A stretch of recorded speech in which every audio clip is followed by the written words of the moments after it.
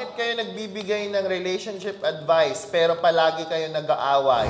So ito, natanong sa amin ito, isang tao pa lang nakapagtanong nito. Ang entrada niya kasi, para ang dami nang nagtatanong sa atin. First time lang nagtanong, first time ko lang din narinig, wala pa rin naman nagko-comment sa inyo ng ganito. Wala rin nagme-message. So una, we did this account, TikTok account, not to give advice. We are sharing our thoughts, our experiences to Hoping you can learn something from it. Yes, learn or maybe relate. Kasi alam mo yung feeling na, ay, ganun din sila, nag-aaway din sila. Oh, Yung kaya, ganun. from the thousands of messages you are sending us, we are trying our best not just to answer. Kaya gusto ko rin mag-sorry dun sa mga followers natin na nagme-message, nagko-comment. May mga tanong kasi kayo na sometimes, Very specific yeah, na. specific or yun nga, hindi kami mismo, hindi namin mismo na-experience. We don't want to speak sa isang bagay na hindi namin naranasan.